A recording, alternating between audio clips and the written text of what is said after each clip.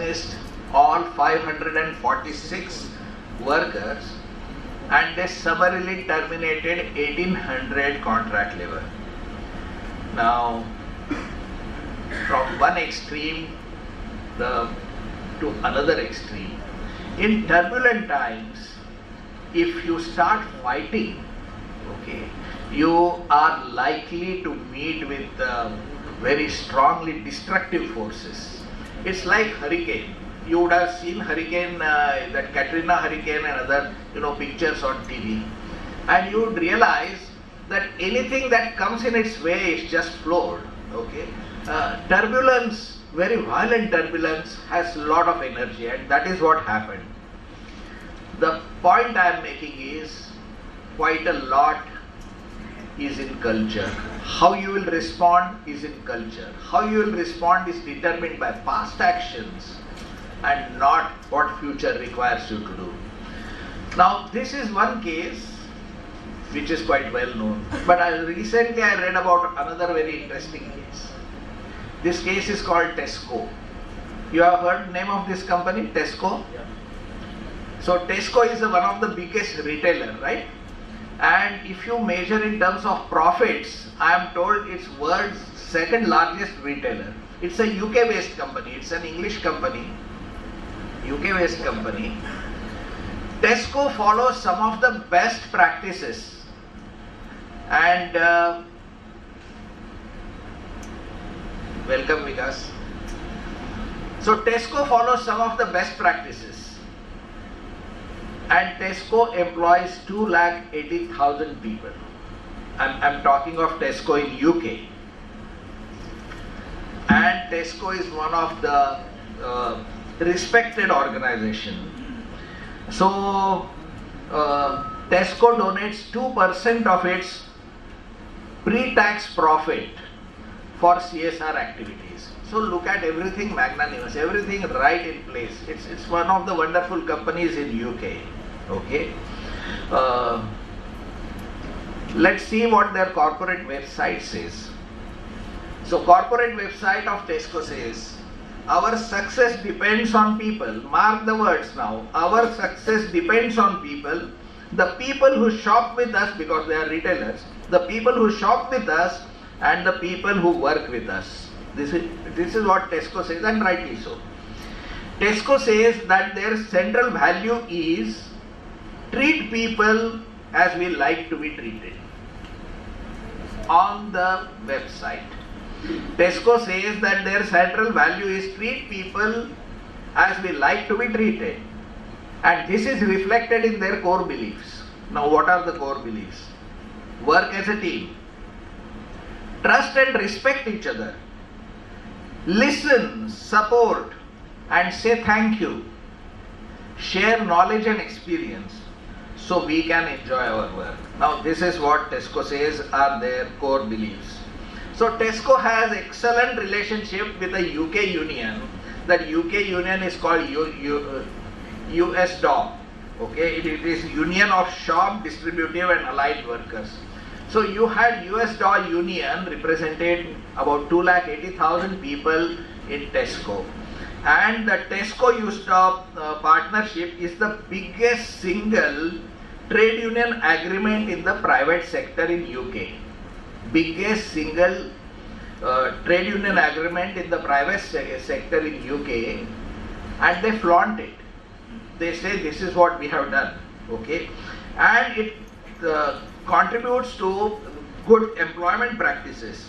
Senior management recognizes employee involvement and participation in decision making can contribute to the achieving strategic goals. So we are talking about an organization which is huge in size, exceptionally successful in financial terms, and has practiced as well as preached partnership with union. Now comes the twist in the tale. In 2006, Tesco decided to go to USA, and their US entry was a disaster. The US operations have bombed, and I believe there are losses of about $1.2 billion. The union in US is called UFCU, which stands for United Food and Commercial Workers International Union. This union has published a report. It is called The Two Faces of Tesco.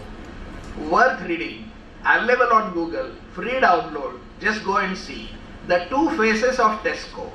Okay, they show on left hand side what practices Tesco adopts in England, on the right hand side what practice they adopt in USA, and they just contrast it, and they just throw facts at you and leave it for you to decide. Okay, they say that here is a company, when it came to US we looked at it with great expectations. We thought here is a company which is magnanimous. Actually, in terms of employment relationship, it has been a leader in terms of the practices, and it has come to US. Now what did they do in US which created a turbulence? The turbulence got created because Tesco simply refused to meet any union at any point of time, flatly. They flatly refused to meet union. Okay. Now this had repercussions. One is, your past is such that you have preached and practiced great practices, and you are going to practice something which is actually doesn't go with your stated philosophy. Okay, and here you are in US where people are quite vocal about all this. So the president of that union writes, and I am going to read out a portion of that to you. We knew about Tesco's groundbreaking partnership agreement with our UK counterpart trades union, USDAW, and were impressed with what it said about bringing supermarkets and jobs into some of our more deprived communities. We were ready to strike a constructive partnership with Tesco to help it succeed in the US marketplace when all who had come from the UK before had failed. But this was not to be, because hidden behind its fine policies and responsible public face, we have glimpsed another Tesco. Instead of engaging positively with community partners, it refuses to meet with them. Instead of offering partnership, it accepts conflict. Instead of defending freedom of association, it actively pursues a policy to keep the trade unions away. The UFCW, the union, is now at the forefront of a campaign in US to get Tesco to engage with its stakeholders, and they are joined by other community groups as well. So here we are. A short para. The UFCW and other community partners have repeatedly requested the opportunity to meet with Tesco and its US management, and were repeatedly rebuffed while the company planned and executed its US launch.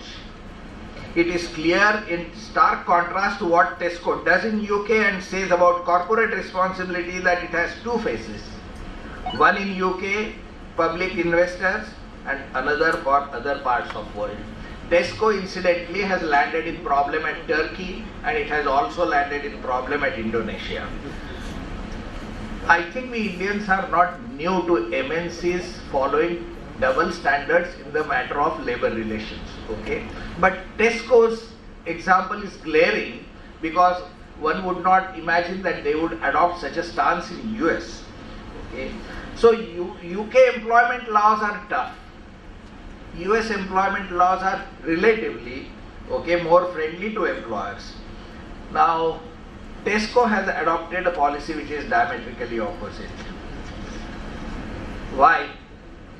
I think when people approach any issue not from a position of hope but from a position of fear, I think you get turbulence on your plate then. And this is precisely what is happening. This is precisely what happens when your entire attitude to well-recognized rights and liabilities of partners are not really taken into account while dealing with them. How we look at relationships, frankly, determines our response to that. Okay? I repeat this statement. How we look at relationship, frankly, determines our response to that. And I'm going to show you a video clip. I like this particular scene extremely, I like it very much. This is a scene from a movie called Parichaya. How many of you have seen this movie, Parichaya? Okay, good. It's a Sound of Music remake. Let me tell you in 2 sentences what the situation is. Pran, his son is Sanjeev Kumar. He has married against the wishes of Pran. And he has come back to see Pran at his home. And after dinner, Pran says, meet me in the study. He is an army officer. He says, meet me in the study. And Sanjeev Kumar goes to meet him in the study. Now watch the video and see that this is precisely the attitude employers often adopt towards even worker leaders. Forget about union. Okay, let's watch this.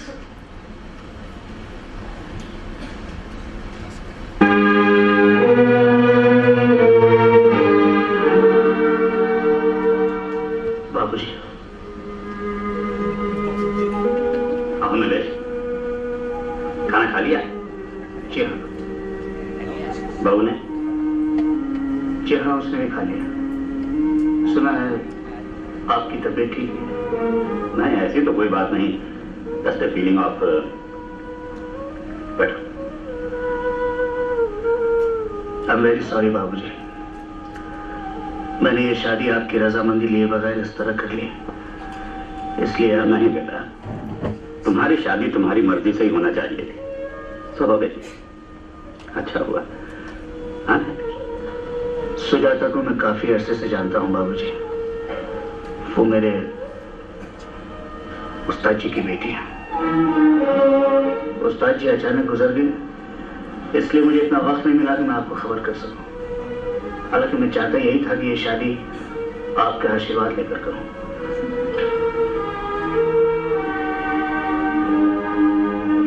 हर आदमी को यह हक है बेटा कि वो अपनी जिंदगी अपनी तरह बनाए और उसे अपनी ही तरह जिए, जैसा कि मैंने किया।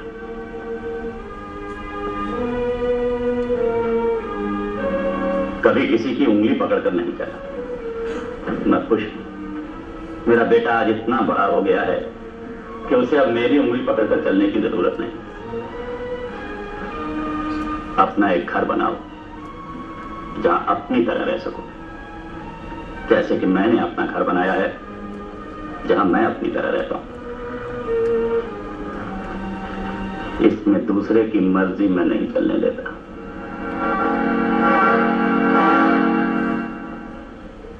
हाँ, बाप और बेटे के दरमियान कुछ फर्ज होते हैं, तो तुम भी निभाते रहोगे और मैं भी निभाता रहूंगा। ये 50,000 रुपए मैंने तुम्हारे लिए निकाले, इन्हें ले जाओ और अपनी जिंदगी शुरू करो अपनी तरह, जहां मेरा कोई दखल नहीं होगा।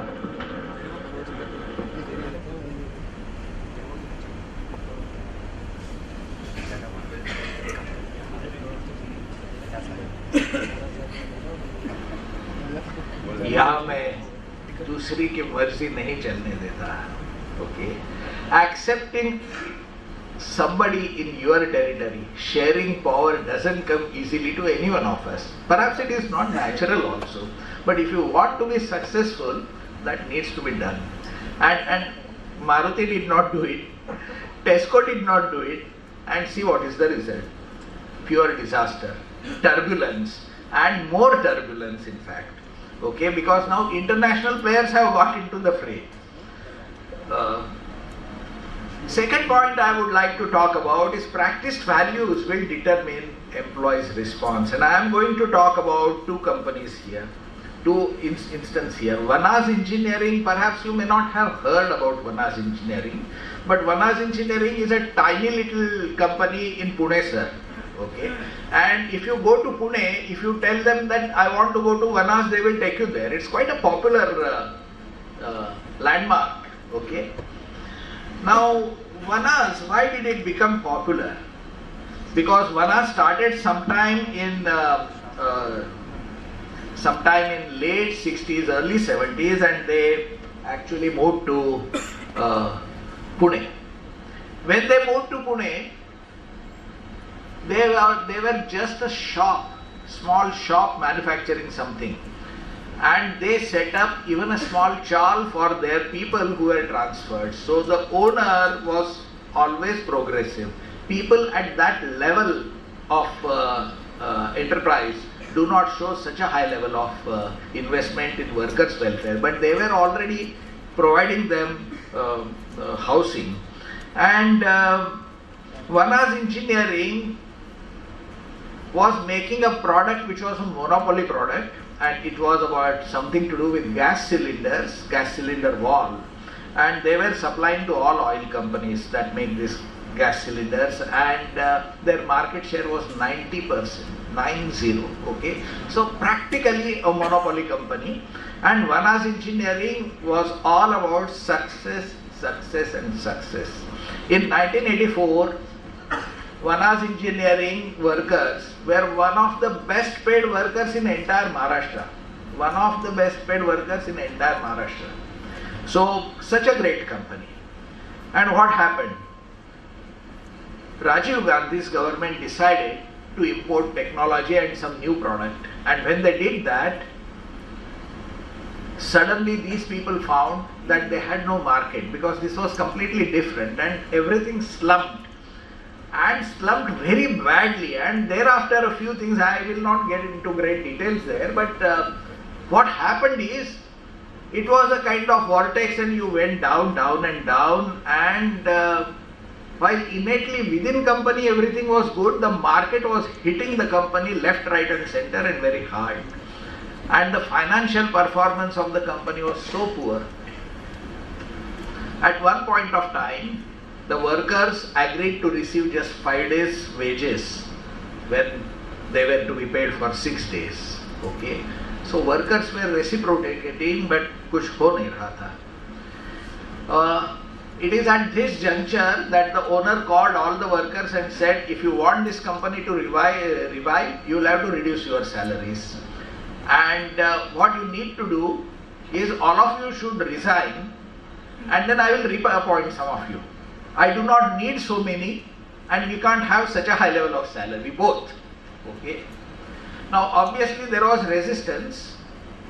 The workers tried something, but finally they understood that this old man is speaking some sense.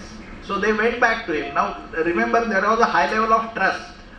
So they went back to him and they said, you lead the show. He said, this is my solution and this is the only solution. Okay. They said, we are willing. 950 workers resigned. Now they had to reapply on a shorter wages. 460 applied, whereas the company wanted 260. Now in spite of doing all this, the company had nothing, hardly any money. So working capital ke liye paisa chahiye. So 115 workers took personal loan from cooperative banks and gave the money to company, because the banks were refusing to give money to this company. So the workers took money by applying personal loan and gave it to this company.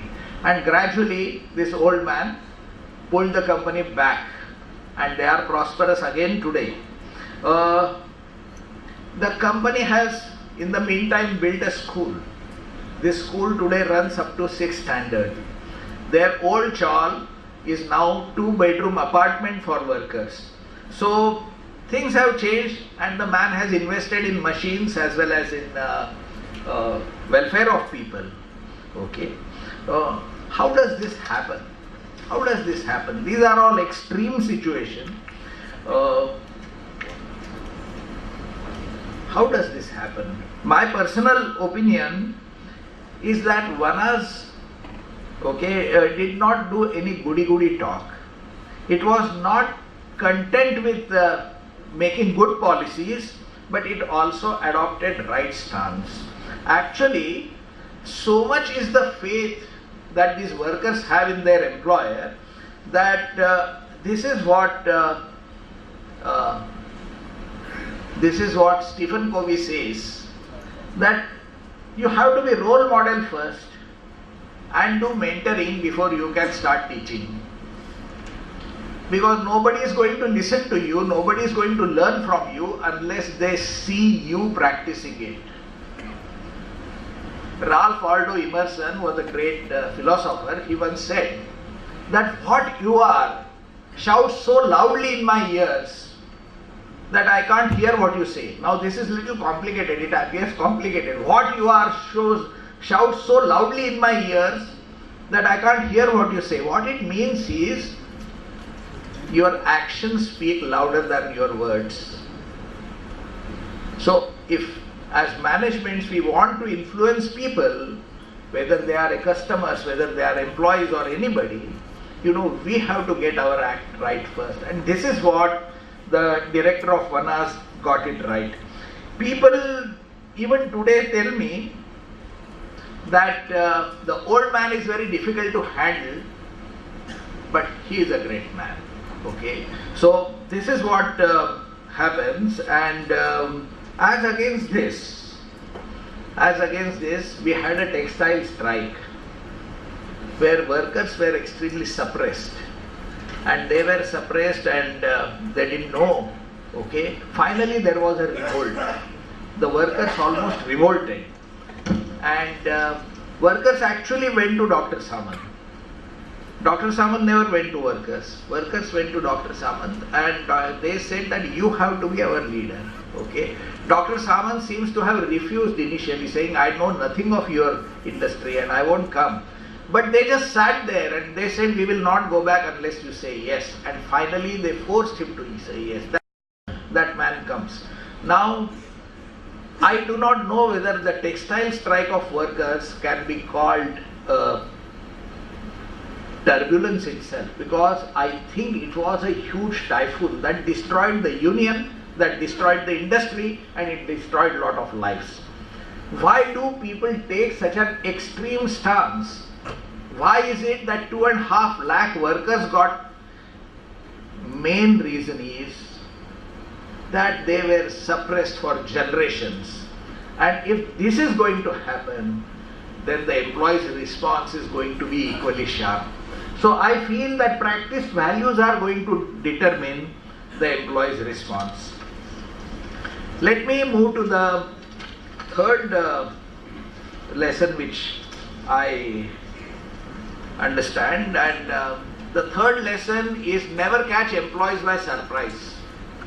Frankly, never catch even your friend by surprise. Why employees? Never catch anybody by surprise. If you catch people by surprise, the trust level is simply destroyed then and there. And one of the reasons for that, I will tell you, this Bajaj Auto case is glaring, absolutely glaring. At Akurdi plant near Pune, okay, during lunchtime they put up a notice and said, go home, we are closing down the plant. Now there were murmurs about plant getting closed, and they said that we are closing because there is octroi, this, that and all. But you can't treat your people in this way. Okay, there are better methods of doing it, and there should be more honorable ways of doing it.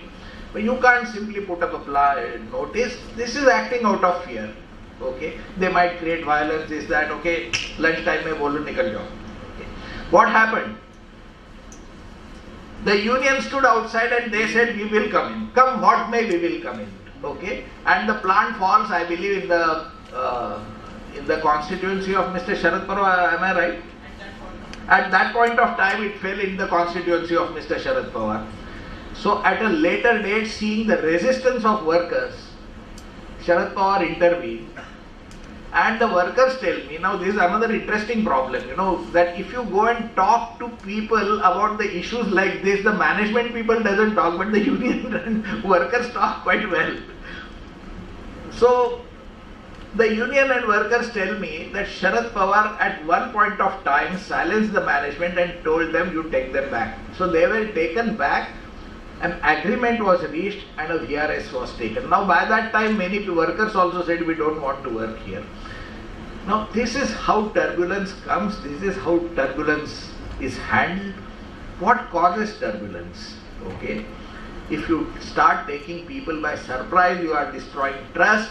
It generates an energy you can't handle. It generates an energy and a consequence you really don't know. When there was a strike at Asian Paints, I frankly don't like talking about Asian Paints because 33 years I worked there, and once I start talking I don't stop. But Himanshu Bhai insisted that I must talk about a few things. So when there was a strike at Asian Paints, it was strike between two warring unions. There was no issue with management. There was a recognized union and unrecognized union. Now in Maharashtra, the recognized union is recognized by law. Now they were fighting with each other, and the unrecognized union was all set to go on strike. It was clear to us that they are going on strike now. So I was asked by my management to call opinion leaders as well as union representatives of both the sides and tell them point blank that last time when you went on strike, we were only one plant company. We had only one plant in Bhandup, but now we had Ankleshwar, we had at Patancheru, and 2-3 other plants. Okay, we can stay in the market for a year, 2 years also. Please appreciate things have changed, and you will be in for a shock. I called them, I told them, some of them said what you say is right, but it's rather too late, and things are out of our reach and out of our control.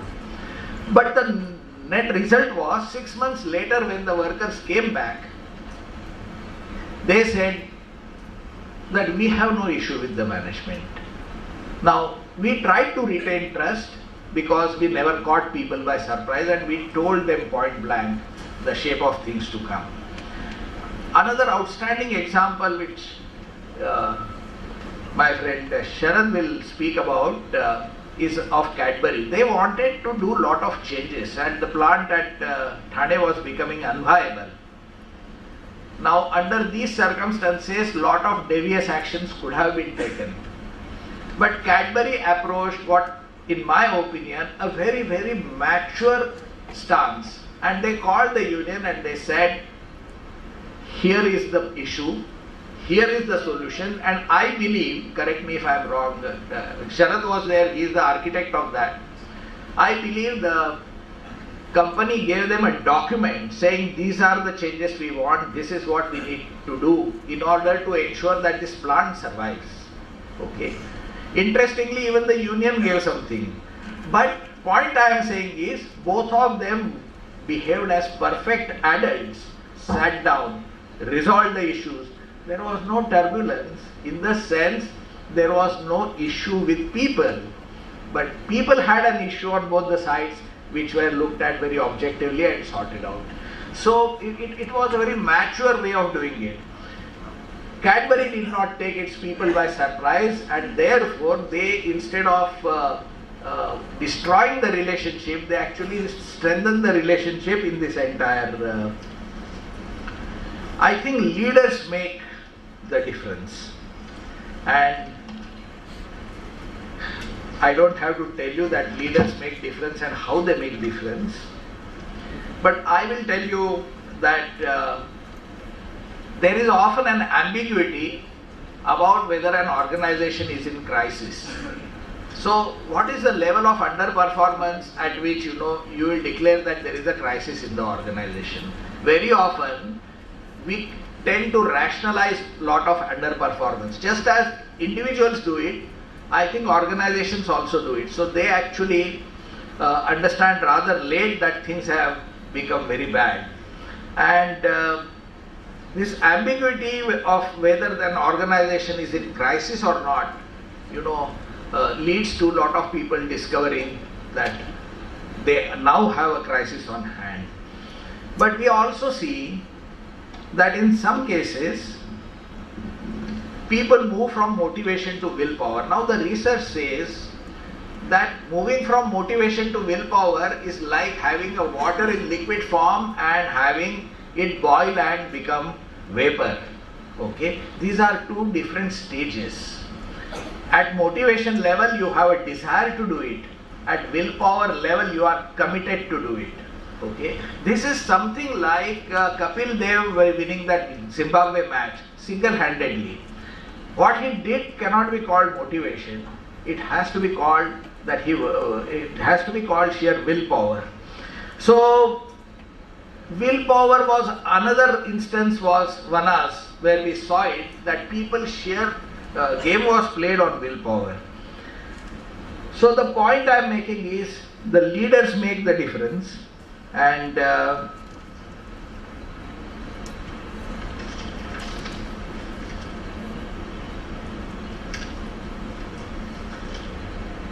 my last point is value dilemmas during turbulent times need to be addressed with caution. I will give you one small example of this. That at one of the factory there was an accident and 4 people died. When 4 people died, there was pressure on not just giving them hefty compensation but also employing one person's wife. Now Asian Paints refused to do that. They said we will give you rather hefty compensation that you will also consider hefty, but we are not going to employ somebody who does not have skills. This is one solution to the problem. The other solution is, when I was working with Tatas, I had seen a lady whose husband had died in an accident and the company had given her compassionate employment. We call it compassionate employment? Yeah, that's what she was. I also realized that the lady was not the high performer, and her respect, people did not exactly respect her. Now because she was lady, people were nice to her, but respect was low. Okay, she was also unhappy, and that's the life she was going to lead for next 20 years. What is the right approach? What Asian Paints did or what Tatas did? No, I can't say what Asian Paints did was right. I can't say what Tatas did was right. I think both are right answers. It's a question of right versus right. It's a question of what you believe in. Okay? And finally you need to take a call. This is a very peculiar dilemma where the fight is right versus right. And when you are handling conflicts and when you are handling turbulences, there will be many situations in which you will have a fight of right versus right. And in that, we should not be found wanting. So coming to the end of my presentation, I like this metaphor of turbulence. During the flight, pilot tells us turbulent weather ahead, so fasten your seat belts. And when the turbulent weather goes, he says that the sign is switched off. In life, nothing like that happens. But it is possible that if we are at a high altitude, and what I mean is, if we are at a high level of awareness of the employee issues, of what is how environment is impacting them, how people are leading their lives, if we are at a high level of awareness like this, maybe we can sail through turbulence much better. So there is no substitute really to being in touch with employees at all levels, and there is no substitute to being sensitive to their issues. Thank you.